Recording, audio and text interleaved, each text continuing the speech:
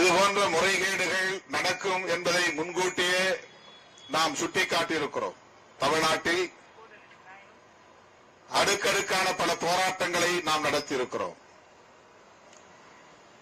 அரியலூர் மாவட்டத்தை சார்ந்த குழுமூர் கிராமத்தை சார்ந்த தங்கை அனிதா பள்ளி கல்வியில் 12ஆம் வகுப்பில் மிகப்பெரிய அளவிலே மதிப்பெண்களை பெற்ற ஒரு மாணவியாக இருந்தும் நீட் தேர்விலே அவரால் வெற்றி கொள்ள முடியவில்லை, தேர்ச்சி பெற முடியவில்லை. அதனால் மனமுடைந்து அவர் தன்னைத்தானே மாய்த்துக் கொள்ளும் நிலைக்கு, மன அழுத்தத்திற்கு ஆளானார். நாடே திரும்பி பார்க்கக்கூடிய வகையில் அந்த துயரம் நடந்தேறியது.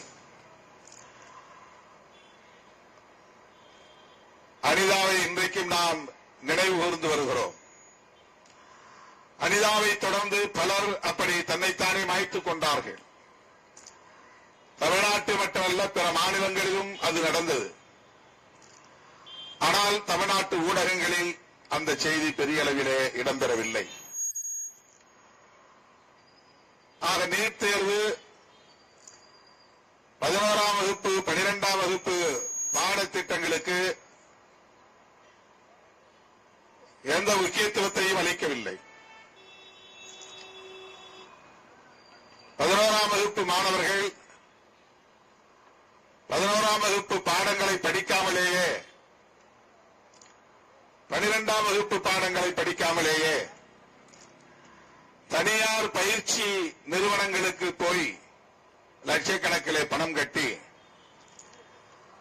அவர்கள் தருகிற வினாக்களை கொண்டு அந்த வினாக்களுக்கான விடைகளை தேடுகிற வகையில் பயிற்சி கல்விதான் பெற்றார்கள். பாடத்திட்ட கல்வியை பெறவில்லை. சிலபஸ் கிடையாது. ஆக கோச்சிங் சென்டர் தான் முக்கியத்துவம் பெற்றது. சிபிஎஸ்இ பாடத்திட்டமோ அல்லது ஸ்டேட் போர்டு பாடத்திட்டமோ 11ஆம் வகுப்பு 12ஆம் வகுப்பு பாடத்திட்டங்களுக்கு மதிப்பில்லை. அந்த பொதுத் தேர்விலே அவர்கள் பெறுகிற மதிப்பெண்களுக்கு மதிப்பில்லை. 1200க்கு 1150 வரையில் எடுத்தாலும் அதற்கு மதிப்பில்லை. அந்த அளவுக்கு நீட் தேர்வு 12ஆம் வகுப்பு பொதுத் தேர்வை மதிப்பில்லாததாக மாற்றிவிட்டது.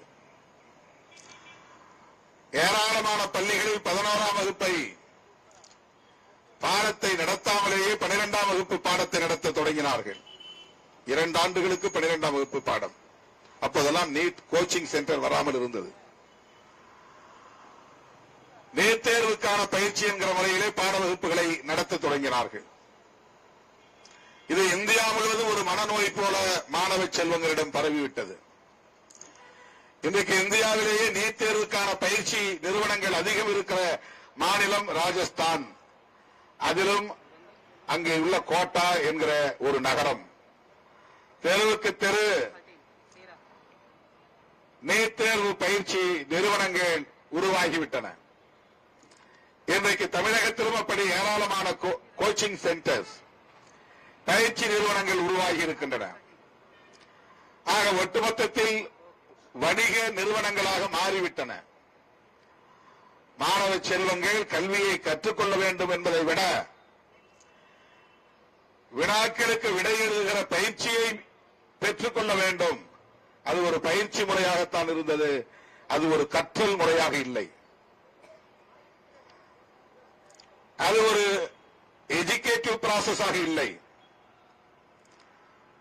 வெறுமனே கோச்சிங் ப்ராசஸாகத்தான் இருந்தது.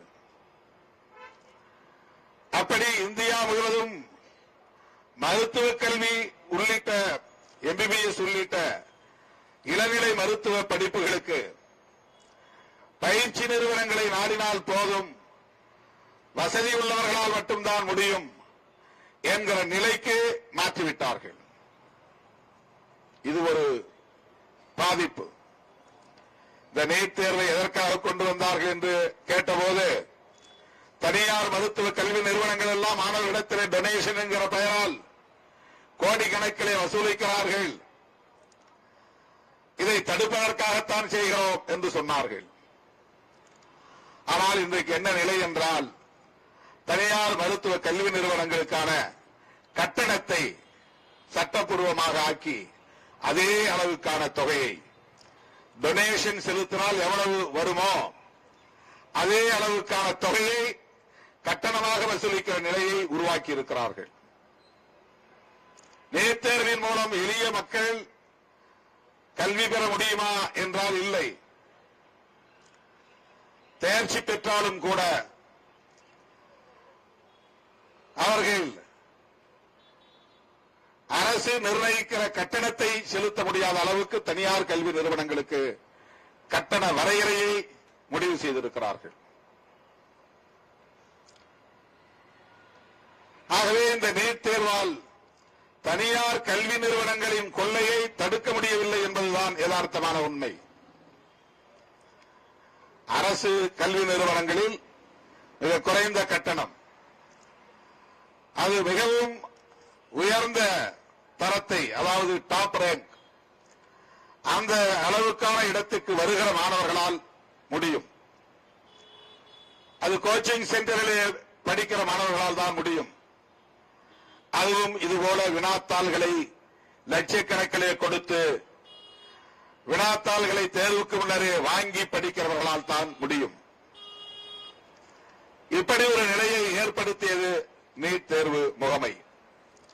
தி நேஷனல் டெஸ்டிங் ஏஜென்சி மூலமாக இந்திய அரசு இந்த ஒரு சூழலை உருவாக்கியது. இங்கே நம்முடைய ஆசிரியர் உள்ளிட்ட தலைவர்கள்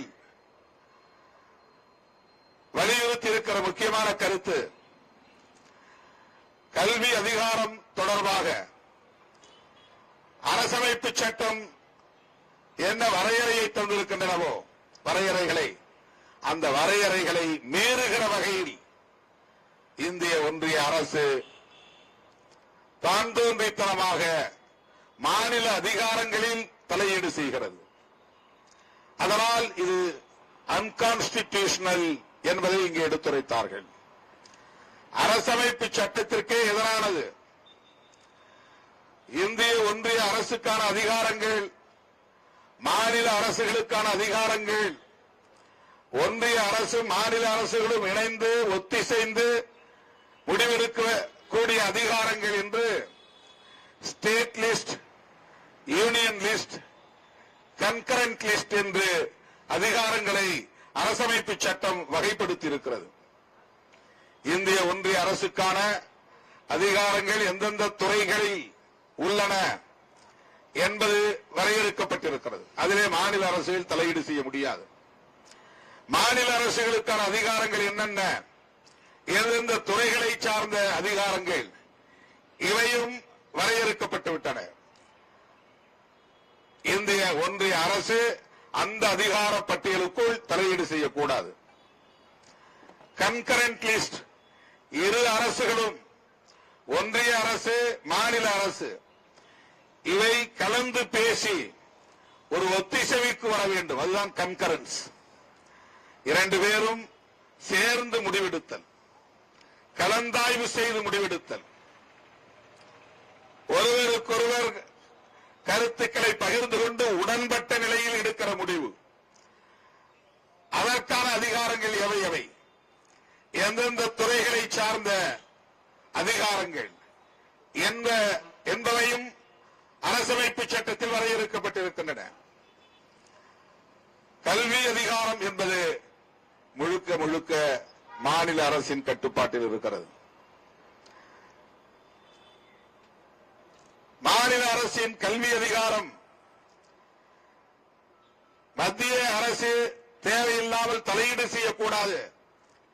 பல்கலைக்கழகங்களில் யுஜிசி, அது இந்திய ஒன்றிய அரசின் கட்டுப்பாட்டில் இருக்கின்றது ஒரு நிறுவனம். அந்த அளவில் அவர்கள் தலையீடு செய்ய முடியும். ஆனால் மாநில அரசின் ஒப்புதலின்றி தலையீடு செய்ய முடியாது.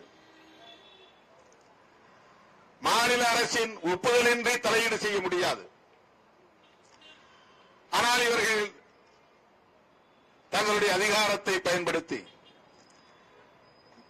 தமிழ்நாடு அரசு ஏற்கனவே நீட் தேர்வு கூடாது என்று சட்டமன்றத்திலே தீர்மானம் நிறைவேற்றியது மட்டுமில்லாமல் சட்ட மசோதாவை நிறைவேற்றி அனுப்பியும் கூட அதை ஏற்க மறுக்கிறது. இது அன்கான்ஸ்டிடியூஷனல், அரசமைப்பு சட்டத்திற்கு விரோதமானது. ஆகவேதான் நாம் கண்டிக்கிறோம். இன்றைக்கு வினாத்தாள்கள் கசிந்திருப்பதை தர்மேந்திர பிரதான் இந்திய ஒன்றிய அமைச்சர் ஒப்புக்கொண்டிருக்கிறார், ஒப்புதல் வாக்குமூலம் தந்திருக்கிறார்.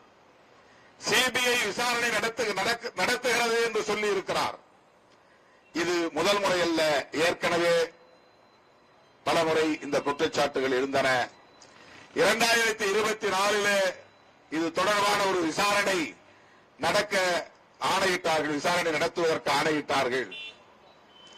தமிழ்நாடு அரசு நீட் தேர்வு தொடர்பாக A.K. ராஜன் நீதியரசர் தலைமையில் ஒரு குழுவும் அமைத்தது. இப்படியெல்லாம் நீட் தேர்வுக்கு எதிரான நிலைமைகள்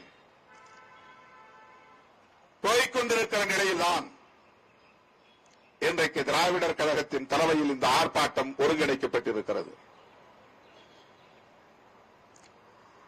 திராவிடர் கழகம் அனைத்து கட்சிகளுக்கும் ஒரு தாய் கழகமாக தமிழகத்தில் இயங்கிக் கொண்டிருக்கிறது என்பதை நாம் அறிவோம். திராவிட இயக்கங்களுக்கு மட்டுமின்றி அனைத்து கட்சிகளுக்கும் வழிகாட்டக்கூடிய ஒரு இயக்கம் என்பதில் யாருக்கும் மாற்று கருத்து இல்லை. அதன் அடிப்படையில் இன்றைக்கு திராவிடர் கழகம் ஒருங்கிணைத்திருக்கிற இந்த ஆர்ப்பாட்டத்தில் அனைத்து கட்சியினரும் நாம் பங்கேற்றிருக்கிறோம். இந்திய ஒன்றிய அரசுக்கு எச்சரிக்கையுடன் கூடிய வேண்டுகோளை விடுத்திருக்கிறோம், கண்டனத்துடன் கூடிய வேண்டுகோளை வைத்திருக்கிறோம். இந்திய அளவில் இதனை முற்றாக கைவிட வேண்டும். மாநில அரசுகளுக்கு இந்த அதிகாரத்தை தர வேண்டும். கடந்த காலங்களில் மருத்துவ கல்விக்கான நுழைவுத் தேர்வை மாநில அரசுகளே நடத்தி மாணவர்கள் சேர்க்கையை வெற்றிகரமாக நடத்தி இருக்கின்றன. ஆனால் அதன் பிறகு கலைஞருடைய ஆட்சி காலத்தில் தொழிற்கல்விக்கான நுழைவுத் தேர்வையும் ரத்து செய்கிற சட்டம் கொண்டு வந்தார்கள். 12ஆம் வகுப்பு மதிப்பெண்களின் அடிப்படையிலேயே மாணவர் சேர்க்கையை நடத்திக் கொள்ளலாம் என்கிற ஒரு சூழலை தமிழ்நாட்டில் திமுக அரசு உருவாக்கியது. ஆக அதனையே பின்பற்ற வேண்டும். புதிதாக ஆட்சி பொறுப்பேற்றிருக்கிற தமிழக அரசும் அதை பின்பற்ற வேண்டும் என்கிற வேண்டுகோளை விடுதலை சிறுத்தைகள் கட்சியின் சார்பிலே நான் வைக்க கடமைப்பட்டிருக்கிறேன். தமிழ்நாட்டு மாணவர்களின் நலன் மட்டுமல்ல, இந்தியா முழுவதும் லட்சக்கணக்கான மாணவர்களின் நலன்களை கருத்தில் கொண்டு இதனை நாம் முன்னெடுக்க வேண்டும். பிற மாநிலங்களில் இதற்கான விழிப்புணர்வையும் நாம் ஏற்படுத்த வேண்டும். நீட் தேர்வுக்கான விழிப்புணர்வை பிற மாநில ஜனநாயக சக்திகளை ஒருங்கிணைத்து அணிதிரட்ட வேண்டிய தேவை இருக்கிறது. திராவிடர் கழகம் அத்தகைய முன்னெடுப்பையும் செய்ய வேண்டும். முதலில் தென்னிந்திய அளவிலாவது அத்தகைய முன்னெடுப்பை செய்ய வேண்டும். அகில இந்திய அளவில் இதுபோன்ற முற்போக்கான கருத்துக்களை முன்வைப்பதற்கும் மக்கள் நலன் சார்ந்த போராட்டங்களை முன்னெடுப்பதற்கும் தமிழ்நாடு வழிகாட்டும் மாநிலமாக இருந்து வருகிறது, முன்னோடி மாநிலமாக இருந்து வருகிறது. அதிலும் குறிப்பாக திராவிடர் கழகம் அதற்கான பல முன்னெடுப்புகளை எடுத்திருக்கிற வரலாறும் உண்டு. ஆகவே நீட் தேர்வை இந்திய அளவில் முற்றாக கைவிட வேண்டும் என்று வலியுறுத்தக்கூடிய வகையில் தென்னிந்திய மாநிலங்களை ஒருங்கிணைப்பதற்கான முன்முயற்சியை திராவிடர் கழகம் மேற்கொள்ளுமானால் விடுதலை சிறுத்தைகள் ஒற்ற துறையாக இருப்போம் என்பதை இந்த நேரத்திலே சொல்லி, விலைவாசி உயர்வை, பெட்ரோல் டீசல் விலைவாசி உயர்வை இந்திய ஒன்றிய அரசு நிபந்தனையற்ற முறையில் உடனடியாக திரும்பப் பெற வேண்டும் எனவும் இந்த சந்தர்ப்பத்தை பயன்படுத்தி வேண்டுகோள் விடுத்து வாய்ப்புக்கு நன்றி கூறி முடிக்கிறேன். நன்றி, வணக்கம்.